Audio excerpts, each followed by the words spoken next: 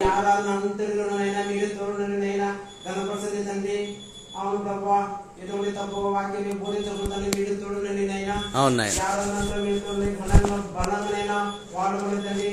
ఇంకా రావాల్సిన పిల్లలైనా త్వరగా వాళ్ళని మీకు మందిరం నడిపించండి తండ్రి. పాటల ద్వారా సంగత కృషి దేవానికి స్తోత్రం నాయనా. ప్రార్థన నేర్పించండి నైనా. వాక్యం బోధించండి, సహాయం చేయండి తండ్రి. అద్భుతాలు చేయడానికి సహాయం చేయండి అయినా. అవును ప్రభు, ఈ విరోధంగా జీవిస్తున్నాం మీరు క్షమించండి తండ్రి. ఈ సాహసిక బతుకు మాకు సహాయం చేయండి తండ్రి. ప్రతిరోజు ప్రభు చదివే జ్ఞానాన్ని బుద్ధిని మాకు దయచేయండి ప్రభు.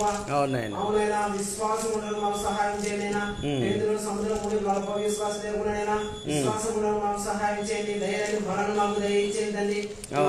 అంతలో మీరే చూడమని యేసు పరిశుద్ధ నామమున అడిగి ప్రార్థిస్తున్నాం పరమ తండ్రి. ఆమేన్.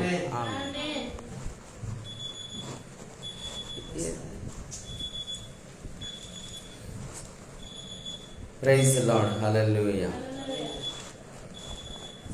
వాచ్ ఏమో చూడు. Okay okay. దేవుని యొక్క వాక్యాన్ని కొద్ది నిమిషాలు ధ్యానం చేద్దాం. చేరి వచ్చిన మీ అందరికీ కూడా ప్రభు పేరట శుభములు, వందనాలు తెలియజేస్తున్నాను. దేవుని సన్నిధిని ప్రేమించి పరుగులెత్తుకుంటూ వచ్చిన మీకు ప్రభు తప్పకుండా దీవిస్తాడు. ప్రతి ఆదివారం ఉదయం 8 గంటల నుంచి 10 గంటల వరకు ఈ తేలపురి గ్రామంలో ఆరాధన ప్రభు జరిగిస్తున్నాడు. మరి ఈ ఆరాధనకు వస్తున్న ఈ కొద్ది మంది బిడ్డలైనా సరే దేవుడు వాళ్ళను గొప్పగా వాడుకోబోతున్నాడు. హల్లెలూయా. ప్రభు 12 మంది శిష్యులను తయారు చేశాడు. ఆ 12 మంది శిష్యులే ప్రపంచాన్నంతా కూడా తలకిందులుగా మార్చారు. 12 మంది శిష్యులే ప్రపంచమంతటా కూడా వెళ్ళి సువార్తను ప్రకటించి క్రీస్తు సంఘాలను కట్టారు. కాబట్టి ఈ కొద్ది మందే చాలు ప్రభుకు. ఈ కొద్ది మంది ప్రభుకి ఇష్టంగా మలచబడి ప్రభు ఆజ్ఞలు గైకుంటూ ప్రభు వాక్యానుసారంగా ఏదైతే మీరు విన్నారో, ఏదైతే మీరు చూశారో, ఏదైతే మీరు స్పర్శించారో, తాకి స్పర్శించారో, ఏదైతే మీ జీవితంలోకి అనుభవాలు వచ్చాయో ఆ అనుభవాలను, దేవుని ద్వారా మీరు పొందుకున్న మేలులను ఈ లోకంలో ఉన్న ప్రజలకు మీరు ప్రచురం చేయగలిగితే చాలండి. దేవుని రాజ్యం విస్తరిస్తుంది, దేవుని రాజ్యం కట్టబడుతుంది. ఈరోజు చాలామంది విశ్వాసులు దేవుని వాక్యాన్ని వింటున్నారు కానీ ఇతరులకు ప్రకటించడం లేదు. ఇతరులకు కూడా ప్రకటించాలి. నేను తెలుసుకున్న ఒక గొప్ప సత్యాన్ని అందరూ తెలుసుకోవాలని తాపత్రయపడుతూ పరితాపపడుతూ 18 సంవత్సరాలుగా అనేక గ్రామాలకు వెళ్ళి, అనేక కుటుంబాలకు వెళ్ళి, అనేక మంది వ్యక్తుల దగ్గరికి వెళ్ళి సువార్తను ప్రకటిస్తూ యేసుక్రీస్తు ప్రభు నామములో దయ్యములను వెళ్ళగొట్టుచు, యేసుక్రీస్తు ప్రభు నామములో రోగులను స్వస్థపరుస్తూ, యేసుక్రీస్తు ప్రభు నామములో అద్భుతములు, సూచక్రియలు, మహత్కార్యాలు జరిగిస్తూ ముందుకు సాగుతూ ఉన్నాం. ఇది దేవుడు కోరుకునే పరిచర్య. నీ భోజనం కోసం, నీ పొట్టకూటి కోసం ఏదో ఒక పని చేయొచ్చు, కానీ ఆ పని కంటే ప్రాముఖ్యంగా నువ్వు నేర్చుకున్నది ఇతరులతో పంచుకోవడం అనేది చాలా ప్రాముఖ్యమైన పనిగా నీకు ఉండాలి. ఏదైతే నువ్వు నేర్చుకున్నావో, ఏదైతే నువ్వు దేవుని ద్వారా తెలుసుకున్నావో అది ఇతరులకు ప్రకటించేవానిగా, స్త్రీలైతే ప్రకటించేవారిగా, పురుషులు కూడా ప్రకటించేవారిగా ఉండాలి. అలా ఉన్నప్పుడు దేవుడు ఇష్టపడతాడని, వాళ్ళకు తోడై ఉంటాడు, వారిలో నివసిస్తాడు. ఆయన పని ఏమీ చేయకుండా కేవలం నీ కడిపే నీకు దేవుడు అన్నట్టు నీ పనులు చేసుకుంటూ జీవిస్తున్నంతకాలం ప్రభువు నీకు తోడై ఉన్నాడు. ప్రభు పని చేసేవారికి ప్రభు తోడై ఉంటాడు. ప్రభు తన ఆత్మతో వాళ్ళని నింపుతాడు. ప్రభు తన మాటలు వాళ్ళ హృదయంలో ఉంచుతాడు. ప్రభు తన మాటలను వారి నోటి నుండి మాట్లాడతాడు. ప్రైజ్ ది లార్డ్, హల్లెలూయా. ఇప్పుడు ఈడ మహేష్ ఉన్నాడు. దురాత్మ చేత శోధించబడుతూ ఉండేవాడు. ఒకప్పుడు దురాత్మ చేత బాధించబడుతూ ఉండేవాడు. ఎప్పుడైతే ఈ అభిషిక్తిని పరిచర్యలోకి వచ్చాడో, ఈ సంఘంలోకి వచ్చాడో, నేను కూడా సేవ చేయాలనేటువంటి ఒక నిర్ణయం తీసుకున్నాడో, దేవుడు క్రమేణా ఆ దురాత్మ నుండి విడుదల చేశాడు, ఆరోగ్యాన్ని ఇచ్చాడు, సేవలో వాడుకుంటూ ఉన్నాడు. ఈరోజు నాకు ఆశ్చర్యం అనిపించింది. ఆరాధన చేస్తూ ఉంటే చాలా చక్కగా ఆరాధన చేస్తూ ఉన్నాడు. ప్రైజ్ ది లార్డ్, హల్లెలూయా. అంటే చేంజ్ అనేది కనిపిస్తూ ఉంది. దేవుని పని చేసే కొద్దీ దేవుడు అభిషేకిస్తాడు, ఆత్మతో నింపుతాడు. మొదట వచ్చినప్పటికీ ఇప్పటికీ తేడా కనిపిస్తూ ఉంది. దేవుడు తన ఆత్మతో మహేష్ను నింపాడు. ఎందుకు నింపాడంటే ప్రభు పని చేయడానికి పూనుకున్నాడు. ఒక అడుగు ముందుకేశాడు, మిగతా అడుగులన్నీ ప్రభువే వేయిస్తాడు. కాబట్టి మన పొట్టకూటి కోసం ఏదో ఒక పని చేసుకోవచ్చు. అంటే ఏదో ఒక పని అంటే పొలం పని కానీ, అది లేకపోతే మనకు వచ్చినటువంటి ఏదైనా ఒక వృత్తి కానీ, లేదంటే అది ఎలక్ట్రీషియన్ పని కానీ, అది డ్రైవింగ్ కానీ, లేకపోతే మరి కూలి పని కానీ, ఏదైనా చేసుకుంటూ కూడా మనము దేవుని నుంచి మనం ఏదైతే నేర్చుకున్నామో, ఏదైతే ఆయన ద్వారా అనుభవించామో, ఏదైతే ఆయన ద్వారా మేలు పొందామో, అది ఈ ప్రజలందరికీ సువార్త ప్రకటించవలసినటువంటి బాధ్యత ప్రతి విశ్వాసి మీద, ప్రతి శిష్యుని మీద ఉంది అని నేను మీకు తెలియజేస్తూ ఉన్నాను. మీరందరూ యేసుక్రీస్తు యొక్క శిష్యులు అనే విషయాన్ని మీరు మరవకూడదు. ప్రభు అంటాడు, నేను ఏ ఏ సంగతులు మీతో బోధించి తినో అవన్నీ ఈ ప్రజలకు తెలియజేయండి. మీరు కేవలం ప్రభునందు విశ్వాసం ఉంచిన వారే కాదు, ప్రభు యొక్క శిష్యులు. ప్రభుని నమ్ముకొని ప్రభు సంఘంలో అడుగుపెట్టిన మీరు ప్రభు యొక్క శిష్యులు, ప్రభువును అనుసరించేవారు, మీరు ప్రభు యొక్క అడుగుల్లో అడుగులు వేసేవారు. కనుక మీరు ప్రభువు చేసిన విధంగా మీరు కూడా చేయవలసినటువంటి అవసరం ఉంది. ప్రభు ఏమేం చేశాడు? సువార్త ప్రకటించినాడు, దయ్యాలను వెళ్ళగొట్టినాడు, రోగులను స్వస్థపరిచినాడు, పాపులను రక్షించినాడు, చనిపోయిన వారిని బ్రతికించినాడు. ఎన్ని అద్భుతాలు, సూచక్రియలు, మహత్కార్యాలు చేశాడు. అవన్నీ చేయాలి మనం. ప్రభు అందుకే చెప్పింది, ఇదిగో నా శరీరమును మీకు ఇస్తున్నాను, నా ఆత్మను మీకు ఇస్తున్నాను, నా రక్తమును మీకు ఇస్తున్నాను, నా జీవమును మీకు ఇస్తున్నాను, నాకు సమరూపమైన మహిమను కూడా నేను మీకు ఇస్తున్నాను, మీరు నాకంటే గొప్ప క్రియలు చేస్తారు, మీరు వెళ్ళండి అన్నాడు. అయితే మనం పూనుకోవాలంతే, పూనుకుంటే చాలు. అంటే దాన్ని చేయడానికి ఒక అడుగు ముందుకేస్తే చాలు, మిగతావన్నీ ఆ ప్రభువే చూసుకుంటాడు. కొన్ని మాటలు దేవుడు చెప్పమన్నాడు, తర్వాత వాక్యంలోకి వెళ్దాం. 97వ కీర్తన 7వ వచనం చదివాను. 97వ కీర్తన 7వ వచనం. 97వ కీర్తన 7వ వచనం గుర్తు చేయమన్నాడు ఈ వాక్యాలు మీకు దేవుడు. వ్యర్థ విగ్రహములను బట్టి అతిశయపడుచు చెక్కిన ప్రతిమలను పూజించు వారందరూ సిగ్గుపడుదురు. సకల సకల దేవతలు ఆయనకు నమస్కారము చేయును.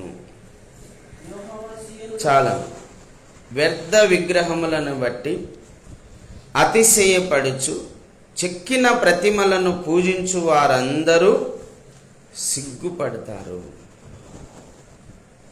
సకల దేవతలు ఆయనకు నమస్కారము చేస్తారు. యేసుక్రీస్తు ప్రభువారు సింహాసనాసీనుడై ఉన్నప్పుడు ఈ దేవతలు కూడా ఒక రోజున ఆయన ఎదుట నిలబడాల్సిందే. ఈ మనుషులందరూ కూడా ఒక రోజున ఆయన ఎదుట నిలబడాల్సిందే. వీళ్ళు అనుకుంటారంట, ఇన్ని రోజులు మనం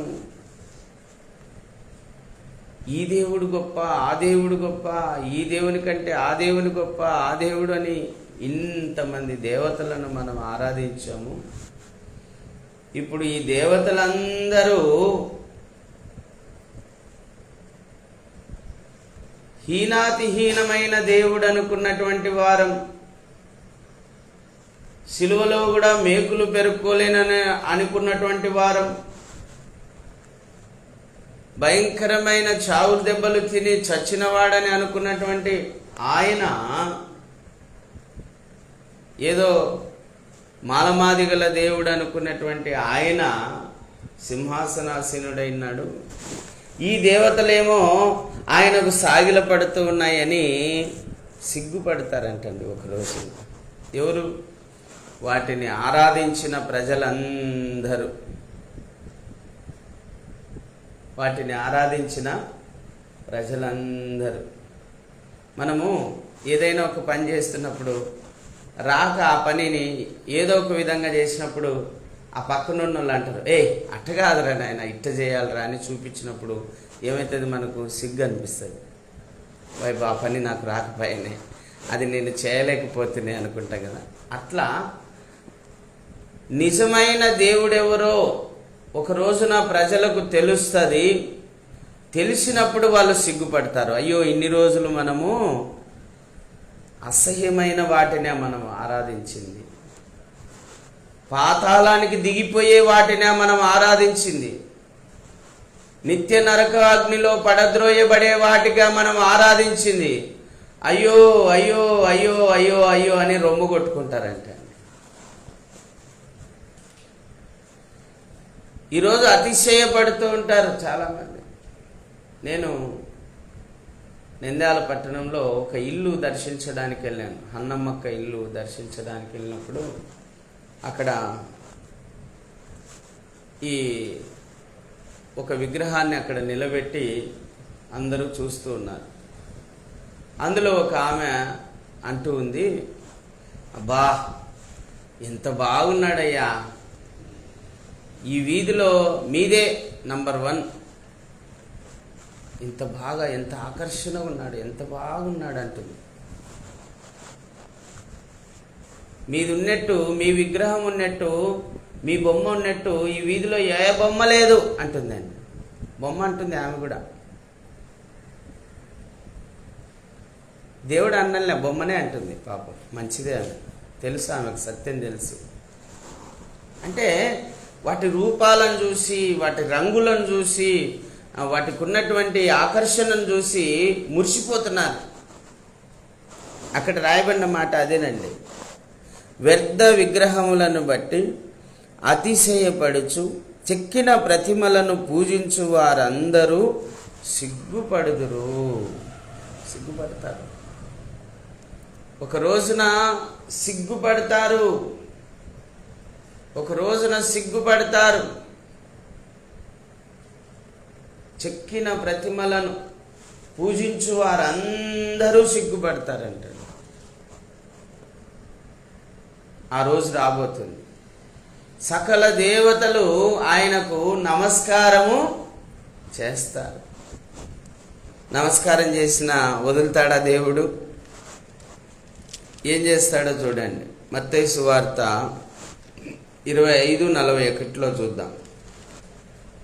మత్తయి సువార్త 25:41 నేను చదువుతాను ఆ మాటను, మనం శ్రద్ధగా విందాం. అప్పుడు ఆయన ఎడమ వైపున ఉండు వారిని చూచి, శపించబడిన వార్లారా, నన్ను విడిచి అపవాదికిని వాని దూతలకును సిద్ధపరచబడిన నిత్యాగ్నిలోనికి పోవుడి. నేను ఆకలిగొంటిని, మీరు నాకు భోజనం పెట్టలేదు. దప్పిగొంటిని, మీరు నాకు దాహమీయలేదు. పరదేశిన ఇంటిని, మీరు నన్ను చేర్చుకొనలేదు. దిగంబరిన ఇంటిని, మీరు నాకు బట్టలియలేదు. రోగినై చెరసాలలో ఉంటిని, మీరు నన్ను చూడరాలేదని చెప్పాను. అందుకు వారు, ప్రభువా, మేమెప్పుడు నువ్వు ఆకలిగొని ఉండుటైనను, దప్పికగొని ఉండుటైనను, పరదేశివై ఉండుటైనను, దిగంబరివై ఉండుటైనను, రోగి అయి ఉండుటవైనను, చెరసాలలో ఉండుటవైనను చూచి నీకు ఉపచారము చేయకపోతిమని ఆయనను అడిగెదరు. అందుకు ఆయన, మిక్కిలి అల్పులైన వీరిలో ఒకనికైనను మీరు ఇలాగు చేయలేదు గనక నాకు చేయలేదని మీతో నిశ్చయముగా చెప్పుచున్నానని వారితో అనును. వీరు నిత్య శిక్షకును, నీతిమంతులు నిత్య జీవమునకు పోదురు. నీతిమంతులేమో నిత్య జీవానికి వెళ్తారంట, అవినీతిమంతులేమో నిత్య శిక్షకు పోతారంట. నిత్య శిక్ష ఉంది, నిత్య జీవం ఉంది, నిత్య మహిమ ఉంది, నిత్య జీవం ఉంది. ఆ నిత్య మహిమలోకి, ఆ నిత్య జీవంలోనికి వీళ్ళు ప్రవేశిస్తారంట. అపవాదికి వాని దూతలకు ఏమి సిద్ధపరచబడింది? నిత్య నరకాగ్ని. నిత్య నరకాగ్ని. ఈ ప్రజలందరూ కూడా అపవాదిని వాని దూతలను అనగా దేవతలను ఆరాధించి ఆ దేవతలతో పాటు ఒక రోజున పాతాళానికి దిగిపోతారు. బాగా గుర్తుపెట్టుకోండి, దేవతలను ఆరాధించే వాళ్ళందరూ కూడా మారు మనసు పొందకపోతే, దేవుని వైపు తిరగకపోతే నిశ్చయంగా వాళ్ళు పాతాళానికి దిగిపోతారు. ప్రభు అంటున్నాడు, నేను ఆకలి కొని ఉన్నప్పుడు మీరు అన్నం పెట్టలేదు, నాకు వస్త్రహీనతలో ఉన్నప్పుడు నాకు వస్త్రాలు ఇవ్వలేదు, రోగిగా ఉన్నప్పుడు నన్ను పరామర్శించలేదు, నేను చెరసాలలో ఉన్నప్పుడు నన్ను చూడరాలేదు అంటున్నాడు. మనం ఇలాంటి కార్యాలు చేస్తున్నామా? అసలు ప్రాముఖ్యమైన పనులండి ఇవి.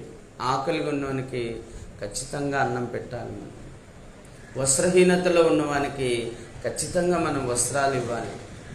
రోగిగా ఉన్న వారిని ఖచ్చితంగా మనం పరామర్శించాలి. చెరసాలలో ఉన్న వారిని మనం వెళ్ళి వారిని పలకరించాలంట. ఇవి తప్పకుండా చేయాల్సినటువంటి పనులు, దేవునికి ఇష్టమైనటువంటి పనులండి. ప్రభునందు ప్రియులారా, ఇలాంటివి ఏవి వాళ్ళు చేయలేదంట. అందుకే దేవుడు చెప్తున్నాడు, అపవాదికిని వాని దూతలకును సిద్ధపరచబడిన నిత్యాగ్నిలోనికి పోవుడి. అంటే ఈ దేవతలందరికీ నిత్య నరకము సిద్ధంగా ఉంది. నిత్య నరకము సిద్ధంగా ఉంది. వాటిని ఆరాధించేవారు, వాటిని చూసి మురిసిపోయేవారు, వాటిని చూసి అతిశయపడేవారు, వాటిని చూసి గర్వపడేవారు, వాటి కోసం మనుషులను చంపేవారు, వాటి కోసం మనుషులను ద్వేషించేవారు, కులం కోసం మతం కోసం మనుషులను ద్వేషించేవారు, ఇట్టి వారందరూ కూడా ఎక్కడికి పోతారంటే పాతాళానికి దిగిపోతారు. ఈ విషయాన్ని మీరు చాలా బాగా గుర్తుపెట్టుకోవాలి. దేవుడు చాలా స్పష్టంగా మనతో చెప్తున్నాడు. వ్యర్థ విగ్రహములను బట్టి అతిశయపడుచు పూజించు వారందరూ సిగ్గుపడుదురు. సకల దేవతలు ఆయనకు నమస్కారము చేయును. అపవాదికిని వాని దూతలకును సిద్ధపరచబడిన నిత్యాగ్నిలోనికి వారిని పంపిస్తాడు ఆయన. ఈ మాట చదివినప్పుడు నాకు చాలా బాధ అనిపించింది. యేసు ప్రభుని నేనేమో నమ్ముకున్నాను, అప్పుడు నా కుటుంబ సభ్యులు నమ్ముకోలేదు. నాకు ఒకటే భయం అనిపించింది, నేనేమో పరలోకం చేరుతాను, మరి నా తల్లిదండ్రులు, నా అన్న, వదిన, పిల్లలు వీళ్ళందరూ నరకానికి వెళ్ళిపోతారే అనే ఒక భయం అనిపించింది. మీకు కూడా అలా అనిపించాలండి. మీ కుటుంబంలో ఇంకా ఎవరైతే ప్రభుని నమ్ముకోలేదో వారి విషయంలోనూ మీరు బాధపడాలి, భయపడాలి, దేవుని సన్నిధిలో మొరపెట్టాలి, కన్నీళ్లు విడిచాలి, అవసరమైతే ఉపవాసం ఉండి ప్రార్థన చేయాలి. అయ్యా నా అన్నను రక్షించు, అయ్యా నా తమ్ముణ్ణి రక్షించు, అయ్యా నా కుమారుణ్ణి రక్షించు, అయ్యా నా కుమార్తెను రక్షించు, అయ్యా నా బంధువులను రక్షించని గోజాడాలండి. ఇప్పుడు లక్ష్మయ్యన్నకు బాగలేదు, మరి ఎవరైనా ఉపవాసం ఉండి ప్రార్థన చేశారా? ఉపవాస ప్రార్థన ఇంటిలో పెట్టించారా? ఆలోచించాలి. బైబిల్లో రాయబడిందండి, ఎవరికైనాను శ్రమ కలిగినా ప్రార్థన చేయవలెను. ఉపవాస ప్రార్థన పెట్టించాలి వెంటనే ఆ ఇంట్లో. ఆయన కోసం బంధువులు, స్నేహితులు, తెలిసిన వాళ్ళందరూ ఉపవాసం ఉండి ప్రార్థన చేయాలి. నిశ్చయంగా దేవుడు ఆయనను స్వస్థపరుస్తాడు. సంఘ పెద్దలు వచ్చి నూనె రాసి ప్రార్థన చేయాలి. నిశ్చయముగా ఆ రోగిని దేవుడు స్వస్థపరుస్తాడు. వాక్యములో ఉన్నదే మనం అనుసరించాలండి. పాస్టర్స్ వచ్చి ఆయనకు నూనె రాసి ప్రార్థన చేయమని చెప్పండి నా సలహాగా.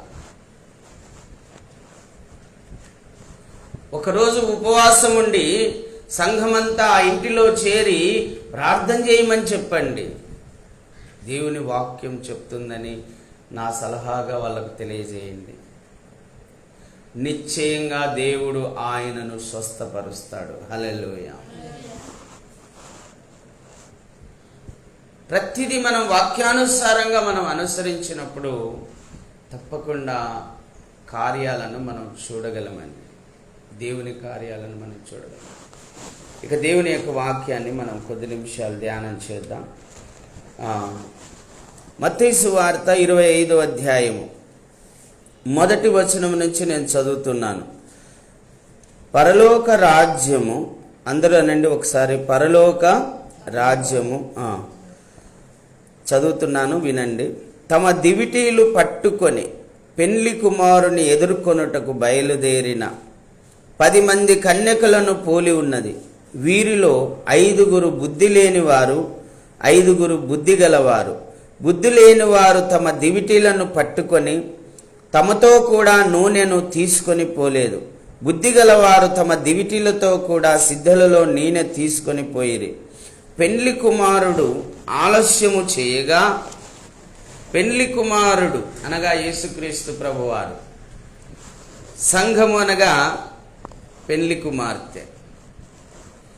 పెండ్లి కుమారుడు ఆలస్యము చేయగా వారందరూ కునికి నిద్రించుచుండిరి. అర్ధరాత్రి వేళ ఇదిగో పెండ్లి కుమారుడు అతనిని ఎదుర్కొన రండి అను కేక వినబడును. అప్పుడు ఆ కన్యకలందరూ లేచి తమ దివిటీలను చక్కబరిచిరి. గాని బుద్ధి లేని ఆ కన్యకలు, మా దివిటీలు ఆరిపోచున్నవి గనక మీ నూనెలో కొంచెం మాకియుడని బుద్ధిగల వారిని అడిగిరి. అందుకు బుద్ధిగల కన్యకలు, మాకును మీకును ఇది చాలదేమో, మీరు అమ్మువారి యొద్దకు కొనుక్కొనుటకు పోండని చెప్పిరి. వారు కొనబోచుండగా పెండ్లి కుమారుడు వచ్చెను. అప్పుడు సిద్ధపరచబడి ఉన్న వారు అతనితో కూడా పెండ్లి విందుకు లోపలికి పోయిరి. అంతటా తలుపు వేయబడెను. ఆ తరువాత తక్కిన కన్యకలు వచ్చి, అయ్యా అయ్యా మాకు తలుపు తీయమని అడుగగా, అతడు, మిమ్మును ఎరగనని మీతో నిశ్చయంగా చెప్పుచున్నానెను. ఆ దినమైనను గడి అయినను మీకు తెలియదు గనక మెలకువగా ఉండుడి. Praise the lord. హల్లెలూయా. మీకు చదువుతున్నప్పుడు కొంచెం అర్థమైంటుంది, దాన్ని పూర్తిగా నేను వివరిస్తాను. పరలోక రాజ్యమును గురించి దేవుడు ఒక ఉపమానం చెప్తూ ఉన్నాడు. పరలోక రాజ్యమును గురించి ఒక ఉపమానం చెప్తున్నాడు. పెళ్లి కుమారుడు ఉన్నాడు, కన్యకలు ఉన్నారు.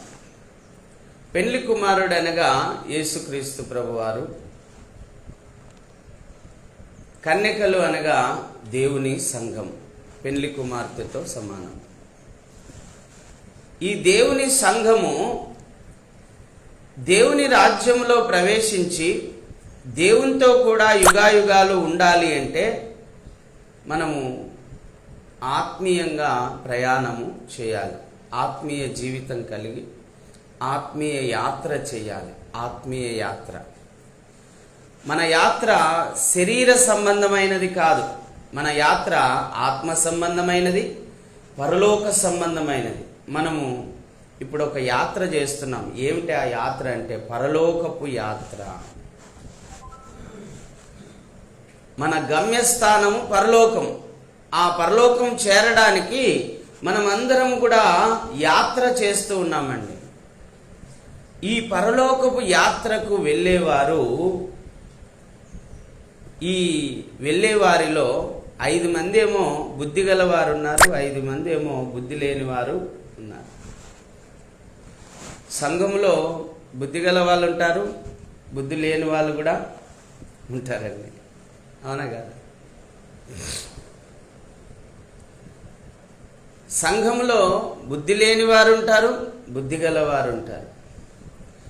బుద్ధి గలవారు ఏం చేశారంటే దివిటీలతో పాటు నూనె కూడా తీసుకొని వెళ్ళారు ఈ ఆత్మీయ యాత్రలో.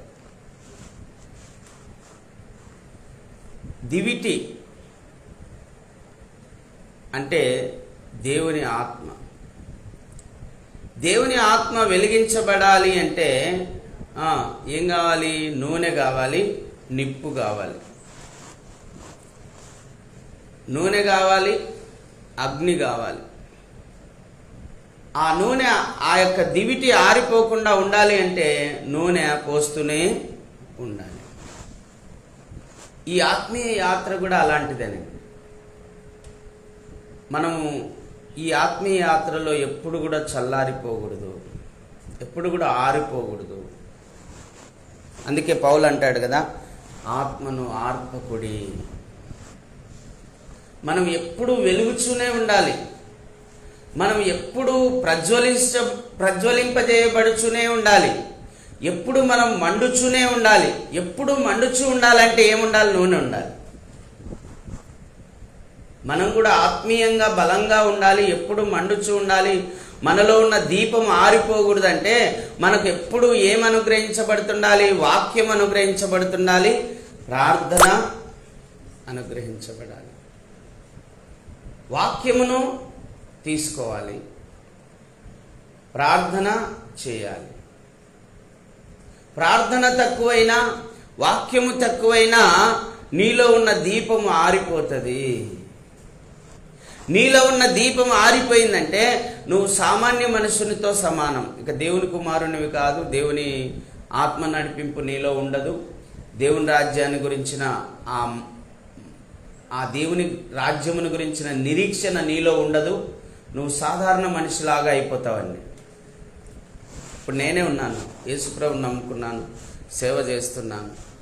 నేను గనక కొన్ని రోజుల పాటు ప్రార్థన చేయకుండా, వాక్యాన్ని వినకుండా, సాధారణంగా నా పనులు నేను చేసుకుంటూ బ్రతికినానంటే కొద్ది రోజులకు నేను ఆత్మీయంగా ఉండను. కొద్ది రోజుల కల్లా నేనేమైపోతానంటే లోకంలో కలిసిపోతాను. అందుకే దేవుడు చెప్తూ ఉన్నాడండి, బుద్ధిగల కన్యకల వలె దివిటితో పాటు నూనె కూడా మీరు సిద్ధపరచుకోవాలి.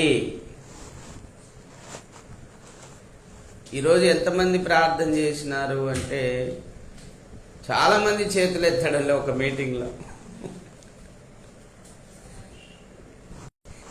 మీటింగ్లో ఈరోజు ఎంతమంది ప్రార్థన చేశారంటే చాలామంది చేతులు ఎత్తారు. ఒక 4-5 మంది చేతులు ఎత్తినారు. అంటే ప్రార్థన లేకుండా ఆరిపోక ఏముందమ్మా, ఆరిపోతారు. ఎంతమంది బైబిల్ చదివారు అంటే అస్సలు లేదు, ఒకరు కూడా ఎత్తలే. ఒకవేళ చదువు రాలేదంటే నేను మీకు చెప్తూనే ఉన్నాను, సెల్లులో listening Bible, audio Bible download చేసుకొని వినండి. ఉదయం లేవగానే ప్రార్థన చేసుకున్న తర్వాత అది ఆన్ చేసి అది వినుకుంటూ మీ పనులు మీరు చేసుకోండి ఇంట్లో. తద్వారా మీరు దేవుని వాక్యం మీ హృదయంలో మెదులుతూ ఉంటుంది. దేవుని వాక్యం ఎప్పుడైతే మీ హృదయంలో మెదులుతూ ఉంటుందో మీలో ఉన్న దీపము వెలిగించబడుతుంది, మీలో ఉన్న దివిటి వెలిగించబడుతుంది. అందుకే ప్రార్థనా జీవితం లేకపోతే ఎంత గొప్ప దైవ సేవకుడైనా ఆరిపోయిన స్థితిలోకి వెళ్ళిపోతాడు. ఆరిపోతే ఏమవుతుంది? మైండ్ ఆఫ్ అయిపోతుంది. వాడు ఎక్కడున్నాడు, ఏ స్థితిలో ఉన్నాడో కూడా వానికి తెలియదు, ఏమి గ్రహించలేడు. అంత మొబ్బు కమ్ముకున్నట్టుగా ఉంటుంది. అంతే కదండి, దివిటి ఆరిపోతే ఏమవుతుంది? మొబ్బే కమ్ముకునేది. మనలో ఉన్న దేవుని ఆత్మ కూడా ఆరిపోయిందంటే మొబ్బే కమ్ముకునేది, చీకటే కమ్ముకునేది, సైతానే కమ్ముకునేది. అప్పుడేమవుతుంది? దర్శనాన్ని కోల్పోతాం, నిరీక్షణను కోల్పోతాం, విశ్వాసాన్ని కోల్పోతాం. అప్పుడు ఎట్లయితామంటే చచ్చినోళ్ళలాగా తయారవుతాం. బ్రతికినోళ్ళలాగా ఉండం, చచ్చినోళ్ళలాగా ఉంటాం. చచ్చినోళ్ళలాగా మన జీవితం తయారవుతుంది.